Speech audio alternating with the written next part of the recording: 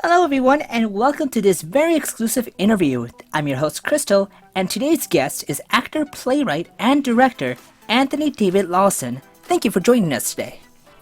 Hey, thanks, Crystal. I appreciate it. Tell me a bit more about yourself and your career as an onstage actor and director. I guess I've been acting for about 25 years, or I was acting. I've kind of given it up, and started my own theater company with a good friend, Holly Saperstein, in Wilmington, North Carolina. Did you begin your career on stage, or did that segue into voiceover, or was it vice versa? How did that happen? It's always been. It's not even really.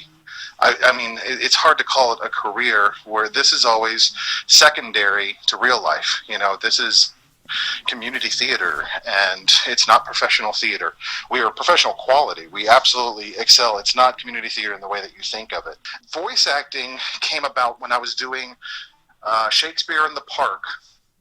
I had a friend. She said, "Hey, I do some voiceover work, and it's you go in for a couple hours, you get X amount of dollars, and then that's it. You just go into the booth, you do a couple lines, and then you're gone." I was like, "Okay, well, that sounds like fun. I'll do that a couple times." And the company just did hentai. That was you went in, they would get the rights to these movies, you would do the American dub, and you were gone. And these were all just community theater actors that they would pull in here, or the people who worked in the little studio. It was just a little box of a studio. A lot of them, like the person who was actually our engineer, our sound engineer that would record us, she did a lot of the characters. And it was just whatever rights came up or came through their company, we would go in, we would do the voiceovers. I mean, I'd have to say, well over 100 hentai titles. A lot of them under the name Tony DeLongo. We all had fun little like porn names that we would voice these under. It was just a thing that you did every now and then. I was like, "Hey, you have 2 extra hours, come in here and do this movie for us." And we were like, "Sure, yeah, no problem." And that was my break into voiceover / that was all of it. That was it. So this is the first time I've interviewed anyone who is involved in hentai titles. Please elaborate on how those recording sessions go. So much laughter.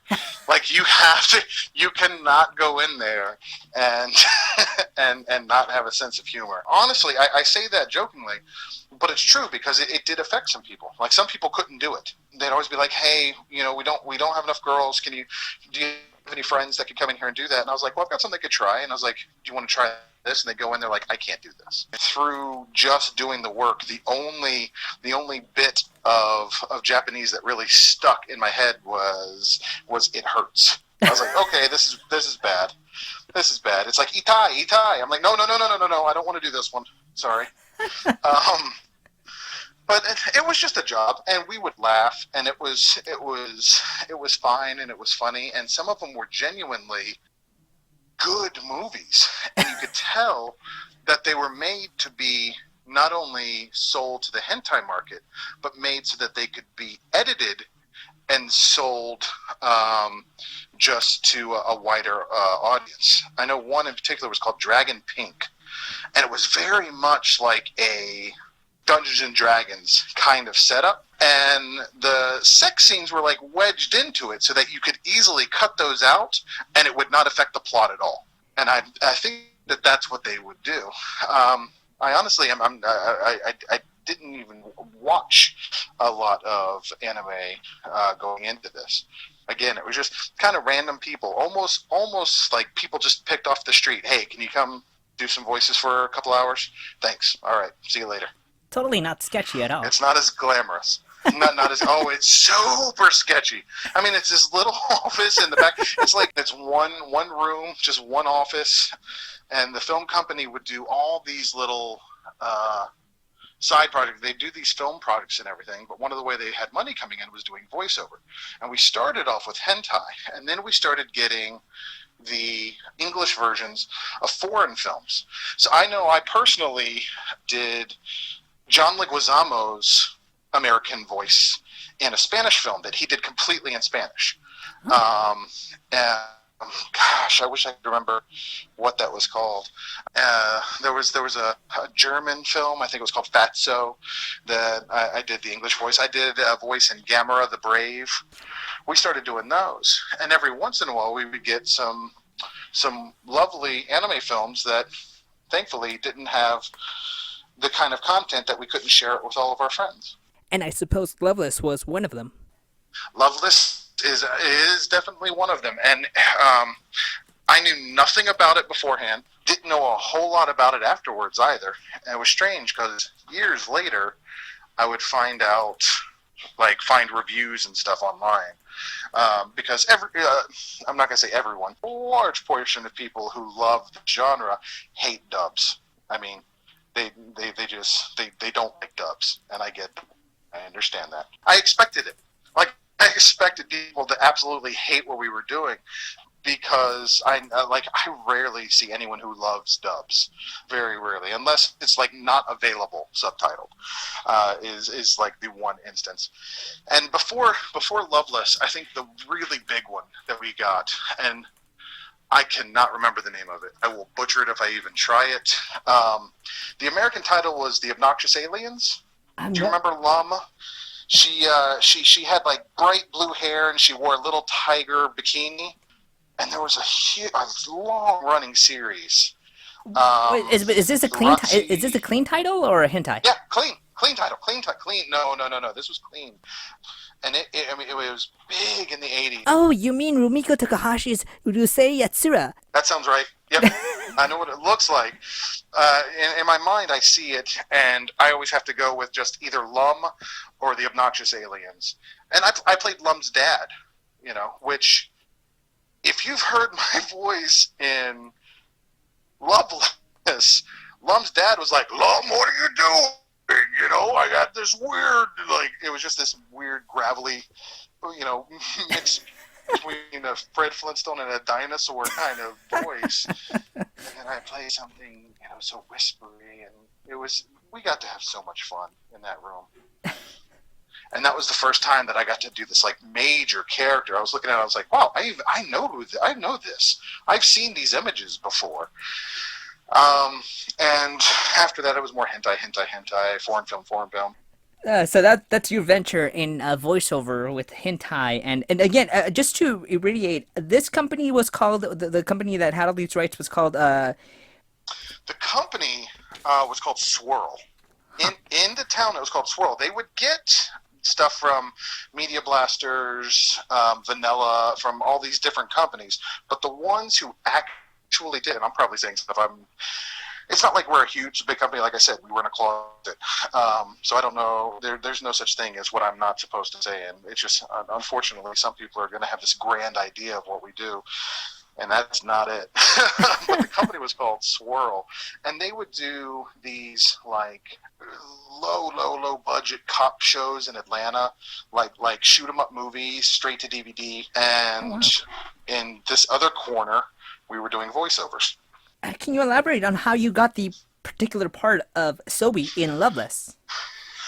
Once I was doing Shakespeare in the Park, yes, Shakespeare got me into hentai. So when I was doing Shakespeare in the Park, this actress, and she, oh my gosh, Natasha Malinsky, I can remember it, because she went on, I believe she did voices in Yu-Gi-Oh! Yeah, Natasha Malinsky was in this show with me in Wilmington, and she said, "Yeah, I do voiceover work. You should try it." So I went and did it, and me and the engineer hit it off so well because, we had similar sense of humor, and I was what they would call one-take wonder. I could look at the script, I could look at the mouth flaps, I could retranslate the script fast enough, because we were handed these horrible scripts. I mean, people who give dubbing a hard time have to understand we are handed these scripts that are barely translated into English. And most of the times, what is written on that page does not fit what their mouths are doing on the screen. So we have to kind of think and figure out how to say exactly what that translation is in words that make sense and match up with the flaps. And I happen to be really good at that. yeah, I guess being a writer, being a director, having that mind that I would develop later on. Right there, I could look at a script. I could see, I would have them play the scene a couple of times, listen to the intonation, listen to the inflection that the Japanese actor was doing, and I would be able to do it one, maybe two takes. So I could get done in an hour and a 2-hour session what would usually take someone else a couple of days. So she got really used to using me in every project that came through. And when this one came through, they would still have auditions. You would come in, you would read lines for all the different characters that you were right for, and they would pick out which ones they would use. And I'm sure, I think I auditioned for the Loveless one. And Loveless might have been one of the ones where she just gave me that role. She was like, this is the person you're playing. And I'm like, okay. Did you know about the series or the manga before voicing Soby? I knew nothing about it. As a matter of fact, for the most part, for a long time afterwards, all I knew about it were the scenes that I had in the show, because I would just watch it. I would read. I would try to match his vocal quality. Basically, we were always trying to match what the person who originally did it did without trying to do an imitation of them. So the whole way I took, of doing his voice was just by listening to the original one. Ritsuka が迎えに来てくれないから来ちゃったのに。Sentouki。聞いてない？生命に。名前なんていうの？Soby。Just the softness of it, how much he cared, his whole life's purpose, was what he was doing, and tried to get that across, which comes. I mean, I've seen a lot of reviews. They were like, "Wow, this guy's super creepy." You guys are cute. You want to come back to my place? I'm like, I can't argue that. That's a valid point. I listened to it too, and I'm like, whoa, that's super creepy. Especially when your character's lines are directed to a 12-year-old cat boy. Yeah, I was about to say, isn't he like 12 or 13? The first season, well, in the first series, he's 12. Yeah. I've got, I think, the first book, and I had to buy my own copy of the vocal collection to even have it. It's not like we were given the movie or anything. Like I finally tracked it down. I think I didn't buy my copy until last year. I was like, I found a really good sale copy of the vocal collection. Well, when you contacted me, I was like, okay, let me go back and watch some of this and remember a little bit about what this was like. So, how was it like to voice Soby? I think one of the main reasons she brought me in to do this character was because she knew that with all the what in the world moments are going on, that I would be the one that's like, all right, cool. What do you need me to say? I mean, with the number of titles we had done before, and the awful things that we had to do, this seemed to be the least of. Now, I'll tell you though, in the booth, there was a whole lot of us going, what? We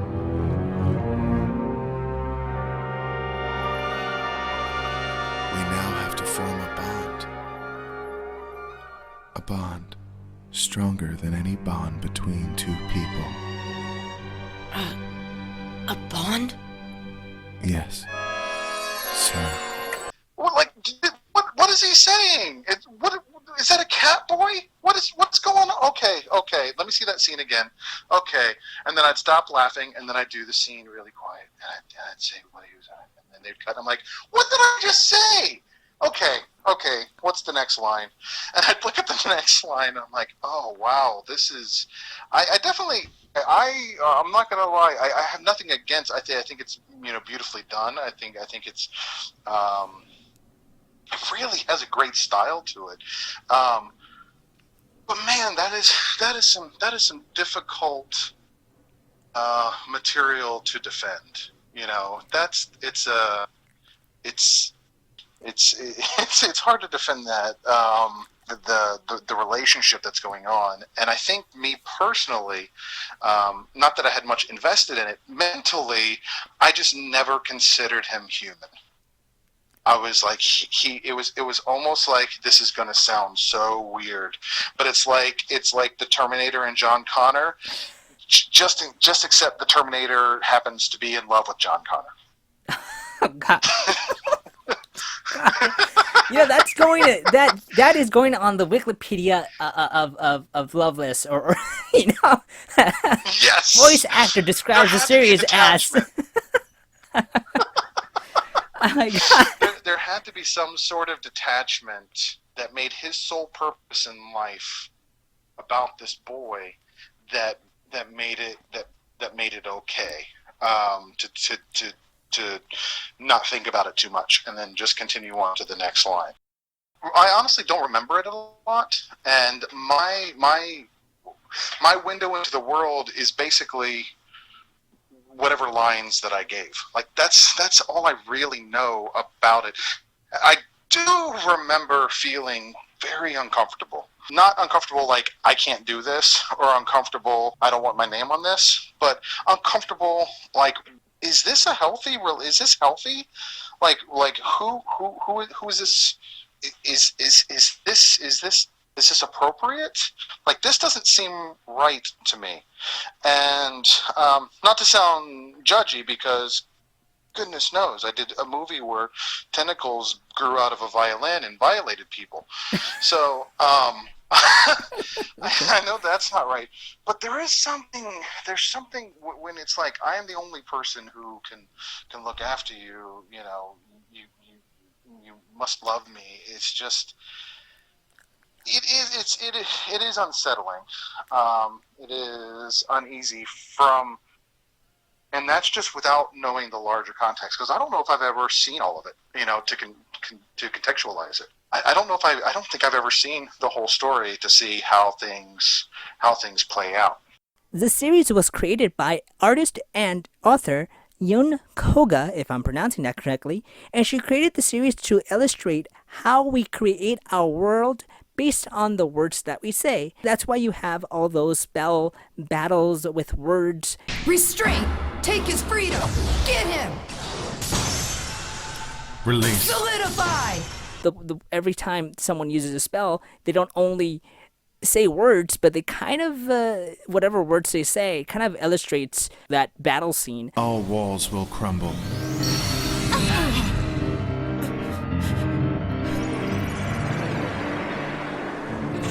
Defeat.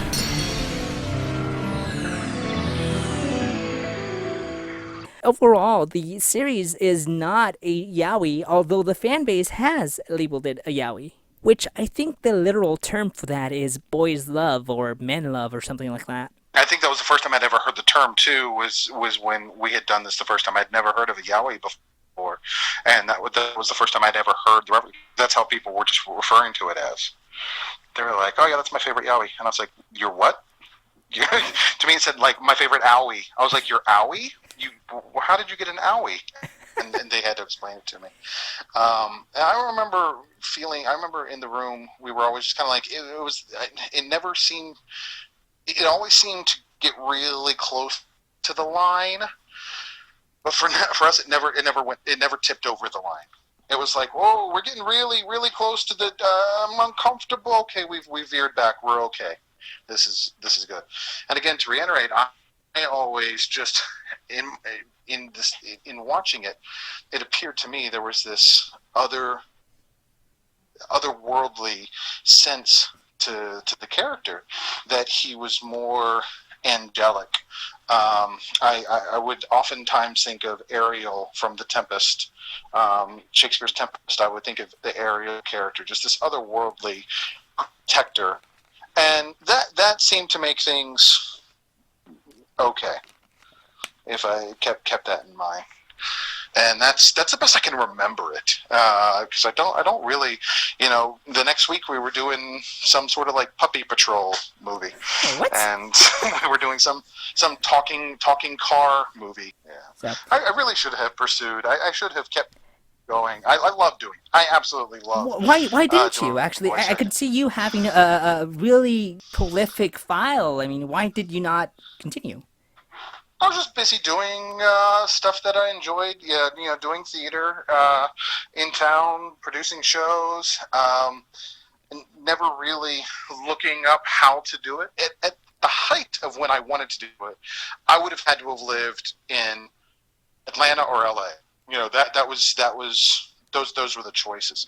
And by the time everybody could do it from where they were, a whole lot of people were doing it. So I was already on to other things. But I absolutely love it. I mean, I would love to do video games. I would love to. I think like the highlight of my life would be to do an Elder Scrolls game. Just Oh, one like Khajiit somewhere. Just yes, how are you doing? What do you want to buy? What do you want to buy today? just an NPC, and I'll be fine. just NPC. Yeah, don't need to be named. Don't even just over there like what? What are you looking at? Moving on to other anime-related titles, your name has been mentioned in a few R-rated hentai animations. Can you elaborate on that? Yeah, that's how I got started. That's how everyone gets started, right? You do porn first, and then you get no. Don't take that advice, kids. Please don't listen to me. It was a lot of fun. It was just weird watching what kind of strange thing was going to be up next because I've done over 100 of them. I could probably only name a handful. I know I did like Can Bunny 2, and I always had to play I rarely had to play. The great thing about this is that I rarely had to play the straight young ingenue guy. I never really had to play the one that was tortured and in love, and I always got to play like the fun, crazy, weird old guy or the weird characters, along the sides.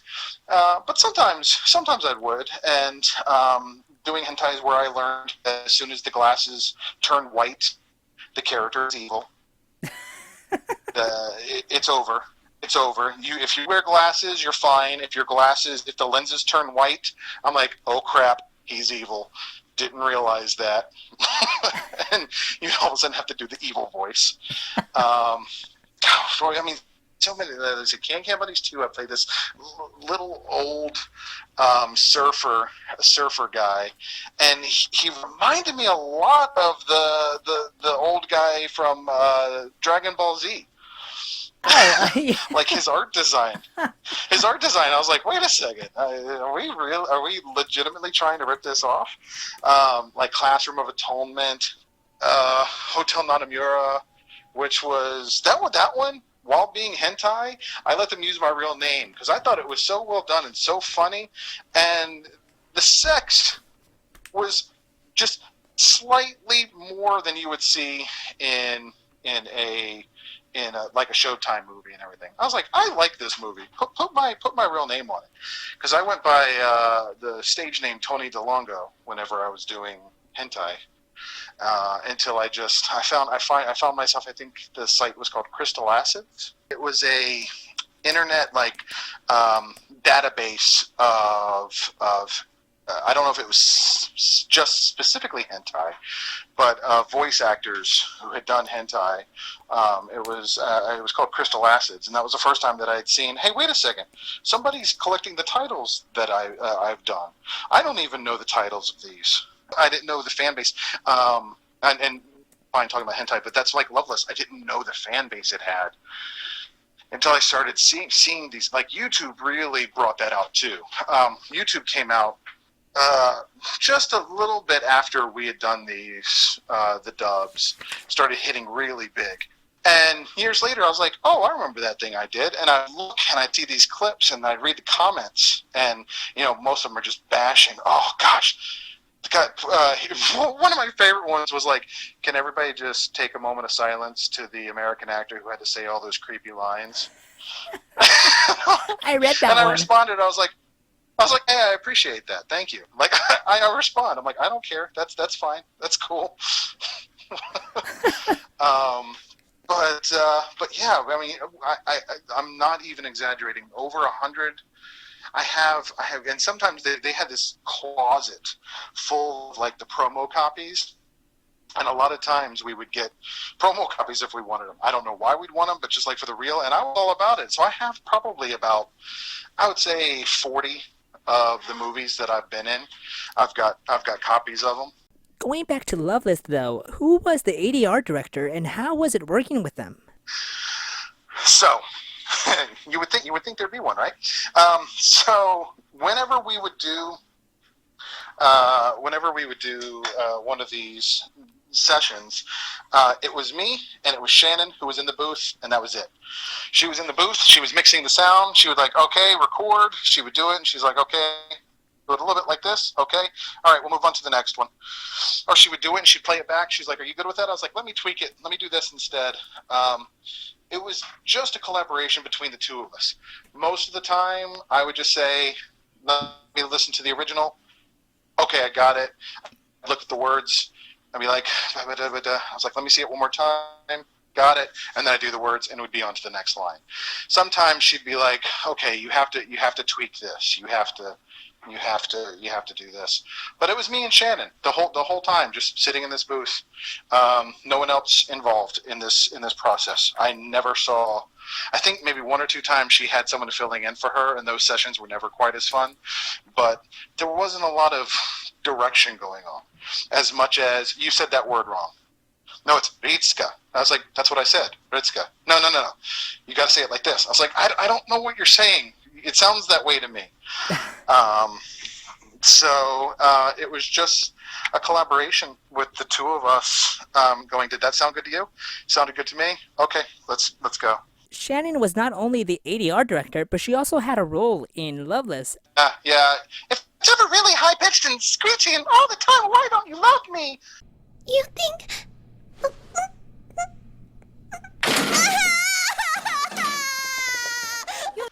That's always her. Yuiko. She was, yeah, but I think if you listen to it, someone says Yuriko, it's like Yuriko. It was because everyone was all over the place with the pronunciations. But that's her. That's her go-to annoying girl voice. And the fun thing too is, I guarantee you, I am probably at least 2 or 3 other people in that. I guarantee you.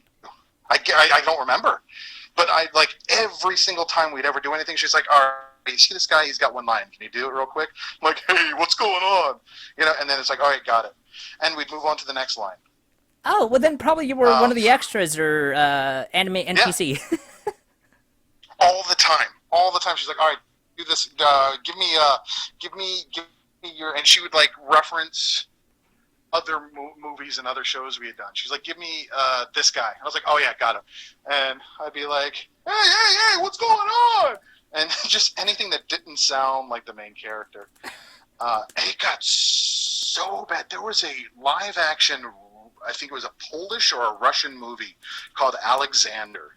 And I looked at it and I saw it like at a discount bin somewhere for $1. And I was like, I did that movie. I remember this, so I bought it, and I brought it home, and I popped it in, and I didn't quite remember. It had been years, and I'm watching it going, yeah, there I am. I'm that guy. And someone else would talk, and I'm like, no, and I'm that guy, too. And then the guys started talking to each other, and I'm like, oh, that's right. I'm all of these people. Like, I did so many voices in this one movie, and I would just be talking to myself as all of these characters. But we would never run into the other actors. The only reason we knew each other is because we all did community theater. So it's like, oh, you work at Swirl too? Yeah, I've done Swirl before. I was like, yeah, I thought I heard your voice. But we never knew who was doing what show. Like, you would never sit in together and do a session. It was always solo. The following are just miscellaneous questions about Soby and you. Are you ready? Yeah, sure. Your character Soby seems to be a good chef. Are you yourself a good chef? I am. I know the difference between being able to cook well and just adding frozen vegetables to ramen and calling it gourmet. So, yeah. Soby is seen throughout the series wearing what looks like designer clothing. Is your wardrobe as diverse? They are as diverse, but not as often.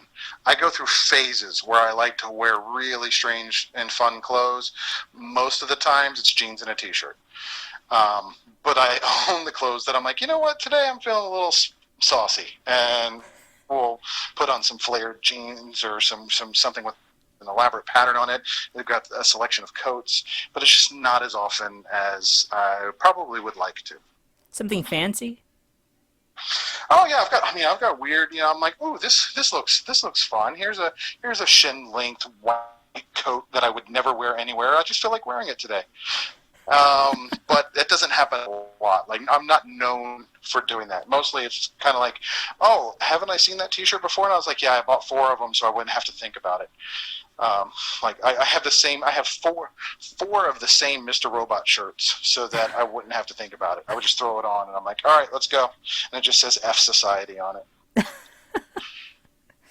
If LoveLess were to come back, or if they were to redub it, would you be interested in coming back? I would be interested in doing any sort of voice work, honestly. I would love to research it more and really be able to do something. I want to do it better. I was listening to what I did, and I was like, okay, I was just aping the inflection of the person before me. But now that I know that it has a fan base, I would rather do more research and be able to do it better this time. And if they brought it back, I'd be more than happy to do it. Before we go, I was wondering if you can provide us with the voice of Soby. I have a few lines that you might want to, or maybe if you have a few lines of yourself, you can say. I don't. I would have to. You give me a line and see if I sound anything like him anymore. Because I've just kind of. I've only listened to a little bit of it the past couple of days. So give me something to say. Let me see if I can harness it. Remember how. I'll give you a clean line, and then I'll give you one that's kind of unsettling. Sure. Okay. The first line is, I love you, Ritsuka. I love you, Ritsuka. and the other line is, fangirls are gonna go crazy for this one. Ritsuka, I want you to penetrate it. No! Oh, he's talking about his earlobes. Isn't that a pretty ear? Yes. Right? See, that's the thing. He was saying all these weird things, but it's like, oh my gosh, I have to say, oh, he's talking about his, okay, Ritsuka, I want you to penetrate them. My voice a little bit more huskier now than, because I used to, it was weird. It's a fun little, routine when you get in there, especially when one would take more than one day, because I couldn't do all of his lines in one day. This was, multiple days. It would over the course of a couple of weeks. We would come in, and I'd sit there, and I'm like, okay. I'd be like, hey, how's it going? All right, cool. Okay. Let me see. Ritsuka. I want you. And I would sit there, and I would just I would like bounce up and down, and I'd have her play a couple of lines before, and I'm like, okay, and then I'd be like, Ritsuka, I want you to penetrate them, and I would be right back into it, and then we'd continue on and do a couple hours session. All right. Well, we reached the end of the interview. Thank you so much for joining us today. Thank you so much for having me. I apologize to anyone that loves it and didn't get what they wanted from this, but we had a lot of fun doing it. A lot of what the hell. I don't like disappointing. I don't like disappointing fans of things. I've been a fan disappointed before, where I'm like, I want to know more about this, and or I'm always like, oh, everybody loves each other, and you find out no one knows each other. Oh, so. Well, most of our fan base already knows that for dubbing, you don't normally get to see or meet the other actors. You just go in the booth, do your lines, you're out, and the next actor goes in. Yeah. So. And just remember, fans, that whatever my opinion is does not take away from your love of what you love. So don't make the source material feel loveless. Oh, it's like we planned it, but we didn't. And then and like you said earlier, your opinion of the story is basically on Terminator 2, T2 falling in love with John Connor. I mean, you can see it, can't you? I guess I can. Yeah. I'm trying to picture Arnold Schwarzenegger with, with I forgot his name. And Edward Furlong. Thank you. Yes. Yeah. Just so wrong Hey, in so many Edward, levels. It is, but it kind of, you think about it now and you're like, oh, what if he did? I mean, he's sent there just to protect him. That's what Kyle Reese wanted him to do. So Kyle Reese would substitute for Ritsuka's brother in this situation, and Same, it's like, eh? okay, yeah, it's like, oh, you know him? Are you a friend of my brother's? Yes, he sent me here to protect you. So if they do a remake, I'm going to do it, but just in Arnold's voice. I was like, yeah, I'll totally do it, but how about this? So you know what? Which is, Say, I can't. I you- can't do an Arnold. I can't do a Schwarzenegger. Oh no, I'm awful at Schwarzenegger. That can would be you, awful. I was gonna say, can you try and say that in say "I love you, Ritsuka" in Arnold? I love you, Ritsuka. Ritsuka, I love you. So before we end this interview, are there any parting words for the fans, as Soby or yourself, that you wanna? I definitely as myself, because I don't want to creep anybody out. But the main takeaway really is, don't let anybody else tell you what you like. Nobody else's opinion should matter but your own. If you love something, then don't let someone else's hate affect your love for it. Very well said. Thank you so much. And you guys, thank you so much for tuning in. This has been Crystal with an exclusive interview. But before you guys go, remember to subscribe to our channel and comment below as to who is your favorite LoveLess character and why. You have the opportunity to win an awesome exclusive autograph from Soby himself.